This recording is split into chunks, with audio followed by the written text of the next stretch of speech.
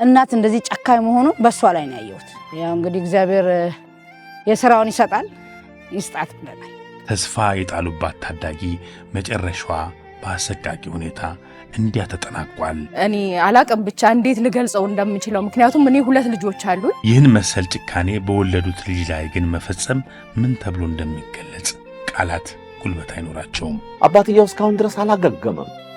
ቀና ማለት አቅቶታል።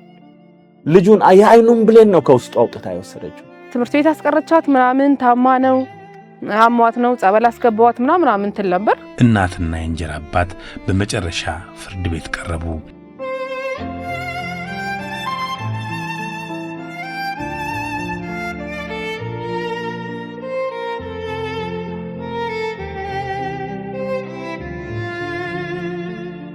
እንግዲህ የታዳጊዋ የበአምላክ ግርማ ትራጀዲን የተላበሰ ግድያ አሳዛኝነቱ እንዲህና እንዲያ ተገልጿል።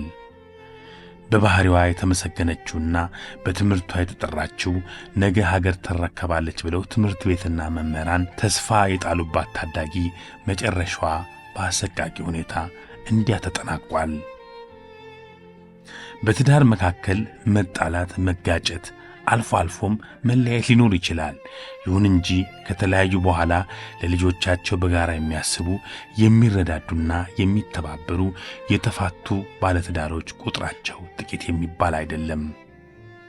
ብዙ ጊዜ ባይባልም አልፎ አልፎ የራሳቸውን የስሜት ጥቅም አስቀድመው ሳይወዱ ወደ ምድር ያመጧቸውን ሕፃናትን በትነው ለከፋ ሱስና ለአእምሮ ጠባሳ የሚዳርጉ በአምላክን የመሳሰሉትን ደግሞ ለሞት አሳልፈው የሚሰጡ ወላጆች መኖራቸው የዚህ ወንጀል ድርጊት ያስረዳል። የጭካኔ ጥግ በሚሉት አይነት በወላጅ እናት ያለፈው የለጋዋ ታዳጊ ታሪክ ለብዙ ባለትዳሮች ትምህርት ይሰጣል ብለን እናምናለን። እንኳንስ ወልዶ ላሳደገ ወሬውን ለሰማ ሁሉ ወንጀሉ እጅግ ሐዘንን ከመጫሩ በላይ ዘመን ሲከፋ የሰው ልጅ ሲጨክን ምን ያህል የከፋ መንፈስ ከውስጡ ሊወጣ እንደሚችል አሳይቷል ያሉ ብዙዎች ናቸው። ይህ መሰሉ ዘግናኝ ወንጀል በወለደ አንጀት ባጠባቱት ተፈጸመ ብሎ ለመናገር ደግሞ ሰሚ ጆሮ አገኝ ይሆን እንዴ ብሎ ያሳቅቃል። የልጆች ጉዳይ የቤተሰብና የወላጅ ብቻ ነው ብሎ ማሰብ ብዙ ጊዜ የተለመደ ቢሆንም ጎረቤትና ማህበረሰብ በልጆች አስተዳደግ አኗኗርና መጻኢ ዕድል ላይ በቀጥታ ይመለከታቸዋል ይላል ዘመናዊ እሳቤ። ይህ ሊሆን ደግሞ ሕሊናና ሕግ ግድ ይላሉ። ለረጅም ጊዜያት በታዳጊዋ ላይ መሰል ስቃይና መከራ ሲደርስ እንዴት ዝም ብላችሁ አያችሁ? ልታስጥሏትና ለሕግ አካላት ልታሳውቁ ለምን አልሞከራችሁም? ብለን ጎረቤቶቻቸውን ለማውራት ወደ ስፍራው አቀናን። አግኝተንም ጠየቅናቸው። ምላሻቸውን እነሆ።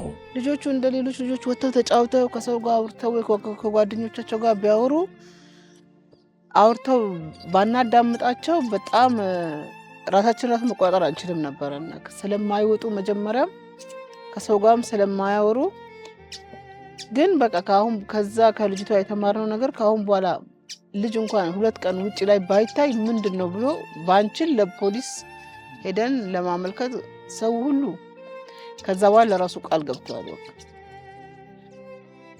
ስናጣት ምንድነው ብለን አጠንክረን ብንጠይቅ ጥሩ ነበር። ግን ስንጠይቅም ጸበልናት ስላሉን ያው እናት ልጅን ትበድላለች ብሎ ማንም አያስብም። እንኳን ልጅ አባት ልጅን ይበድላል ብሎ ሰው አያስብም። መጨረሻ ስንሰማ በጣም ሁሉም አዘነ። በቃ ማንም አይገባማ። ግቢያቸው ገቡ ወጡ እነሱ ናቸው። ሰው አይገባም። ሰው ቢገባ ተከራዮችም በውጭ ያደረገችባቸው መግቢያና መውጫ እንዳይጠቀሙ በግቢ በውጭ አለቻቸው። ስለዚህ ማንም ገብቶ የሚያይ የለም። አንቀርብም። ቀርበን ስናወራ ነው። አንቀርብም። ምንም የምናውቀው እሱም ይዟት ነው የሚሄደው። መንገድ ሲሄዱ አብሮ ነው እጇን ይዞ ነው የሚሄደው። በዚህ እንደዚህ እዚህ ደረጃ ላይ ይደርሳል ተብሎ አልተጠረጠረም። ኮንትራክት ነው የሚመጡት በባጃጅ ወይ በመኪና ይገባሉ ይወጣሉ። ለመጫወት እንኳን ትንሽ ሰዓት ነበር የሚፈቀድላቸው። ሰላም እንደሆነ ነበር የምናውቀው እኛ ማለት። ከተወሰነ ጊዜ በኋላ ትምህርት ቤት አስቀረቻት ምናምን ታማ ነው አሟት ነው ጸበል አስገባዋት ምናምን ትል ነበር። መጨረሻ ላይ ገደለቻት እንሰማ። ልጅ ናት የ11 ዓመት ምናምን የ10 ዓመት ልጅ ነበረች። ሕፃን ልጅ ነበረች። ጎበዝ ነበረች። የግል ትምህርት ቤት ነበር የምታስተምራት። በጣም ጥሩ ልጅ ነበር። ይሄ ልጅ በጣም ስለሆነች ስለ ጸባይዋ የሚያስብልም ነገር የለም። በቃ ህፃን ነበረች፣ እንደ ህፃን ነበረ እየኖረች የነበረችው ማለት ነው። በጣም ልጅ ናት። ያን ያህል የከፋ ባህሪ የላትም። አይወጡም ሲጀመርም ከቤት አውጡም። በቃ ደብቃ ነው ያደረገችው። ይሄን ነገር ስታርቅ ደብቃ ነው ህብረተሰቡን በደንብ እንዳያቅ፣ እንዳያሰማ፣ እንዳያድናትም በጣም ሽፋን ነበራት። በቃ ለሰው ለፊት ለፊት ጥሩ እናት ነበር የምትመስለው መጀመሪያ ላይ ማለት ነው። እና ገደለቻትን ስንሰማ ራሱ ደንገጠናል። ማመን ራሱ አቅቶናል። ከዛ በኋላ ነው በምርመራም በምንም እንደዚህ ጨካኝ መሆኗን ያወቅነው እንጂ ትገላታለች ብለን እንኳን አናስብም ነበር። ምክንያቱም በሰላም ነበር ነው የተወሰነ ዓመት ነው የኖረችው በቃ እዚህ ሰፈር ማለት ነው። እንዳልኩ ግቢያቸው ዝግ ነው፣ ተደብቃ ነው ሁሉንም ነገር የምታረገው። አንድ ከጊዜ በኋላ የገባችው ባል ነበር፣ የልጅቷ አባት አይደለም። ከሱ ጋር ነበር የሚኖሩት። እንዳልኩክ ነው በቃ ከቤት አይወጡ፣ ህብረተሰቡን በደንብ አይሰማም። ሰምቶም ደግሞ ሲጠይቅ እንደው አንዳንዴ ሰምቶም ሲጠይቅ ደግሞ ልጅቷ ተፈራ ነበር መሰለኝ፣ አትናገርም ነበር። ሰላም ነው ጥፋት አጥፍቼ ነው ቀጣኝ ነው ምናምን ትላለች እንጂ ያን ያህል በደንብ ልናቅ በምንችልበት ደረጃ እንድናቅ አላደረጉን ነበር። በጣም ሚስጥራዊ ነበሩ። ልጅቷን በመጀመሪያ በጣም ጭምት የቤት ልጅ መሆኗን ነው የምናውቀው። ልጅቷ ከልጆች ጋር እንኳን አትጫወትም ውጪ ወጣ። ስለዚህ ልጄ ደግሞ አብረው ነው ባጃጃቸው አብረው መሄዱት እና ዝም ያለች ልጅ ነች፣ አታወራ ምንም አትልም። እና ከዛ እኛ ሞተች ሲባል በጣም ነው ያዘንነው። በጣም ከምን እንጃ ልጄ እንደሞተች ነው የምቆጥረው። ያዘንኩት ማለት ነው የዛን ሰዓት። በቃ አዘኑን ሰማን፣ ተሯሩጠን ሄድን። በተረፈ አገዳደሉ ግን ምን አይነት እንደሆነ አናውቅም። እና እናት እንደዚህ ጨካኝ መሆኑን በሷ ላይ ነው ያየሁት። እናት ለልጁ ሩሩህ መሆን ነው የማውቀው እንደ ራሴ ማለት ነው። ስለዚህ እቺ በጣም አረመኔ ጨካኝ መሆኗ እሷ ላይ ነው የገባን ማለት ነው። እናት ሲባል በጣም አዛኝ ነች፣ ሩሩህ ነች ለልጇ። እና መጨረሻ እኛ ልጅቷ እናቷ ገደለቻች ሲባል እንጃ ብቻ በጣም ከመጠን በላይ ሀዘኔታ ተሰምቶናል ስለ ልጅቷ ማለት ነው። እና ያው እንግዲህ እግዚአብሔር የሥራውን ይሰጣል ይስጣት ብለናል። እንደ እናት እጅግ በጣም ልብ የሚሰብር የሚያሳዝን፣ ልጆቻችንን ስንቀጣ ከቀጣናቸው በኋላ እንኳን ስናባብላቸው ማለት ከዛ በኋላ በጣም ብዙ ጸጸት ነው የሚሰማን እና ይሄን ያህል ለሞት የሚዳርግ ነገር ግን ከአንዲት እናት እኔ በጭራሽ አልጠብቅምና እጅግ በጣም ልብ ሰባሪ፣ እጅግ በጣም የሚያሳዝን እንደ አንድ እናት እኔ በፍጹም ይደረጋል ብዬ የማልጠብቀው። ከዛ ባለፈ ግን የፍቅር ከተማ ከሆነችው ከከተማችን ከድሬዳዋ አንጻር ደግሞ በጭራሽ የማይጠበቅ አሳፋሪ፣ በማህበረሰቡ ዘንድም ተቀባይነት የሌለው ተግባር ነው። ስሰማ እጅግ በጣም ነው የደነገጥኩትም። የአካባቢው ነዋሪም እጅግ በጣም ነበር የደነገጠው፣ ለማመን እንኳን እስከሚከብድ ድረስ። ምክንያቱም አንዲት እናት እንዴት ልጇ ላይ የመግደል ወንጀልን ትሰራለች ትፈጽማለችም ተብሎ ከዛ በኋላ ነው በምርመራ ተጣርቶ እውነት መሆኑ ሲረጋገጥ ግን እጅግ በጣም ለማህበረሰቡ ተቀባይነት የሌለው ተግባር ነውና እኔ እንደ አንድ እናት፣ እንደ አንድ የድሬዳዋ ነዋሪ፣ እንደ አንድ ፖሊስም እጅግ በጣም ልብ የሚሰብር ዜና ነውና እኔ አላቅም ብቻ እንዴት ልገልጸው እንደምችለው። ምክንያቱም እኔ 2 ልጆች አሉኝ፣ የ2 ልጆች እናት ነኝ። ልጆቼን ስቀጣ ከመታዋቸው በኋላ እንኳን የጎዳኋቸው ስለሚመስለኝ ያው ልጆች መቀጣት አለባቸው ሲያጠፉ፣ ግን ምናልባት የጎዳኋቸው ይመስለኝና በጣም ነው የምጸጸተው። ለምን እንደዚህ ልመታቸው ቻልኩ? ለምንድን ነው እንደዚህ ያደረኩት ብዬ ተመልሼ እንኳን እጸጸታለሁ። እንኳን ለሞት የሚዳርግ ተግባር ልፈጽም ቀርቶና እጅግ በጣም አሳዛኝ ዜና ነበረ።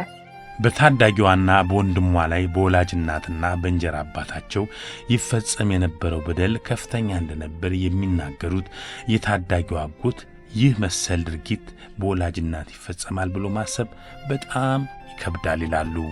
ተስፋዎቻችን ናቸው።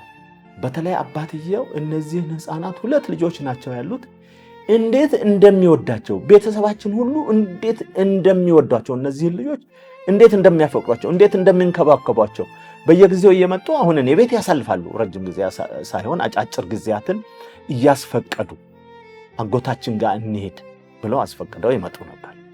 በመጨረሻ ጊዜ ያንን ተከለከሉ፣ ወደ እኔ ጋር እንዳይመጡ። ይሄ መጨረሻውን ዓመታት 2 እና 3 ዓመት እኔ ጋር መምጣት የለባቸው እንደሌለባቸው ተወሰነ። ግድያው ከተፈጸመ በኋላ ቤተሰባችን በጣም ነው የተረበሸው።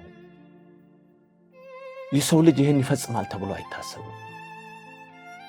የሰው ዘር የማያደርገውን ድርጊት ነው የፈጸሙ። ዱብዳ ነው፣ ከሰማይ የወረደ ነው የሚመስለው። በመብረቅ የተመታ ያህል ነው የሚሰማ። እጅግ በጣም ክፉ ነው። ሐዘኑ ከባድ ነው በጣም። አባትየው እስካሁን ድረስ አላገገመም። ቀና ማለት አቅቶታል። ልጁን የአይኑን ብሌን ነው ከውስጡ አውጥታ የወሰደችው። እንግዲህ ቅንብሩን ስታየው ደግሞ ደቡብ ልጅ አይደለም ተብላ ከደቡብ አፍሪካ ድረስ የተሳሳተ ዲኤንኤ አሰርታ ዝግጅቱ ረጅም ጊዜ የወሰደ ነው። ድርጊቱን ለመፈጸም የሄደችበት መንገድ በጣም እጅግ ረጅምና በጣም የረቀቀ ነው። ከዛ ውስጥ ብዙ ልገልጽልህ ማልችላቸው እዚህ ከተማ ውስጥ እኮ ጥቃቅን ነገሮች ክትትል እየተደረገ ሰውን ለማጥቃት በልጁ ላይ በወንድ ልጇ ላይ ግድያ ለመፈጸም ብዙ ጊዜ ሙከራ ተደርጓል። እየደረሰን እያስጣልን ነው። ትምህርት ቤት ገብቶ እንዳይማር ተደርጎ ከዚህ ደብቀን ወደ አዲስ አበባ እንዲሄድ አድርገን 1 ዓመት ብቻ ነው ልክ ሰኔ ፈተና የተፈተነለት በማግስቱ ከዚህ ከተማ ወጥቼ ወደ አዲስ አበባ ልኬዋለሁ። ምክንያቱም በልጁ ላይም ተመሳሳይ ድርጊት ይፈጸማል ስጋት ስለነበረ አትለቀውም። ከግድያው በፊት ነው ይሄ ግን። ምክንያቱም የምታሳድድበት ሁኔታ እጅግ በጣም ክፉ ነበረ። መቼም ሰው እንደዚህ አይነት ነገር አይፈጽምም። ምናልባት የምትጠቀማቸውን ነገር አላቅም፣ የምታመልከውን የምትሄድበትን መንገድም አላቅም። እኔ የተለየ ነገር ካልሆነ በስተቀር እዚህ ማህበረሰባችን ውስጥ እንደዚህ አይነት በቅሎ ያደገ ነገር በፍጹም አላየሁም። ልጅህን አብራክህን እንዴት ለማየት እንኳን ትሳሳለህ እኮ ልጅህን። እንዴ አንተ አሁን እኮ ምን የተሰማንን ነገር እንዴት አድርጌ ነው የምገልጽልህ? በጣም ከባድ ነው። ሲደርስብህ እጅግ በጣም ከባድ ነው። ከሩቅ ሲሆን ነው ትንሽ ነገር የሚመስለው፣ ግን እጅግ በጣም እኛ አይደለንም፣ ቤተሰቡ አይደለም፣ የድሬዳዋ ከተማ ህዝብ ብዙ ጊዜ ሰልፍ ለመውጣት ተነሳስቶ ወጥቷል። ይህን መሰል አረመኔ ተግባር የፈጸሙ እናትና የእንጀራ አባት በመጨረሻ ፍርድ ቤት ቀረቡ። ለበደላቸውም ቅጣት ላጠፉትም የጮርቃ ነፍስ የእጃቸውን ሊያገኙ ፍርድ ቤት ተገኝተዋል። መጨረሻ ላይ የፓቶሎጂስት ምርመራ ዶክተሮች እስከ ፍርድ ቤት ድረስ ቀርቦ የነበረውን ነገር የተመተችውን ምት የተፈጸመውን የግድያውን ሁኔታ ለፍርድ ቤቱ ቀርቦ አስረዳ። የሰውና የሰነድ ማስረጃዎች ቀረቡ። ይህን ሁሉ ፍርድ ቤቱ ካየ በኋላ የሞት ቅጣት ነው የተፈረደባቸው ሁለቱም ላይ። ሟቹን በወቅቱ በተለያዩ የሰውነት ክፍሏ ላይ ድብደባ በመፈጸም እንዲሁም ደግሞ በማፈን ድርጊቱ የተፈጸመ በመሆኑ የወላጅ አባትና እንጀራ አባት መሆናቸው የሚጥልባቸውን ሕፃን ልጅን የመንከባከብ የመጠበቅ ኃላፊነታቸውን ወደኋላ በመተው ይህንን ጭካኔ በተሞላበት ሁኔታ ይህን ድርጊት የመፈጸማቸውን ከግንዛቤ ማስገባት እንዲሁም ደግሞ ሌላው ደግሞ ከግንዛቤ የገባው ምንድነው ሁለተኛ ተከሳሽ መልካም ጸባይ ከዚህ በፊት መልካም ጸባይ ያለኝ መሆኑን ሪካርድ የሌለብኝ የሚል የቅጣት ማቅለያ ማቅረቡ ከዚህ በፊት ወንጀል ድርጊት ላይ የወንጀል ሪካርድ ያለበት መሆኑ ውድቅ እንዲደረግ ውድቅ በማድረግ ፍርድ ቤቱ ይህንን ማቅለያቸውን በመተው ሌሎችን ያስተምራል፣ ተከሳሾችን ያርማል ያለውን የሞት ቅጣት በተከሳሾች ላይ እንዲተላለፍ ውሳኔ ሰጥቷል። ባልና ሚስት ተከባብረውና ተቻችለው ሊኖሩ ግድ ነው። በዚህ መሃል ስህተት አይፈጠርም ማለት ግን አይደለም። ሁሉም ግን ከምክክርና ከንግግር በላይ ይሆናል ተብሎ አይገመትም። ይህ ካልሆነም በሕግና በሕግ አግባብ ተለያይቶ በመተሳሰብ ያለፈ መልካም ጊዜ በማሰብና ለልጆች መጻኢ ዕድል በመሸነፍ ሕይወትን መምራት ይቻላል። በተለይ ለልጆች ሲባል ወላጅ ብዙ ትዕግስትን ሊያሳይ ብዙ መቻሎችን ሊችል የህሊናም የሞራልም ግዴታ አለበት። ይህን መሰል ጭካኔ በወለዱት ልጅ ላይ ግን መፈጸም ምን ተብሎ እንደሚገለጽ ቃላት ጉልበት አይኖራቸውም። ሳምንት የታዳጊዋ ወላጅ አባት በስፋት ያወጉንን ይዘን እንቀርባለን። እስከዚያው ምን ተሰማው? ያለውት አስተያየት ምን ይመስላል? የዩቲዩብ ቻናላችን ላይ በመግባት ኮሜንት ያድርጉን፣ መልሰን እናቀርባለን።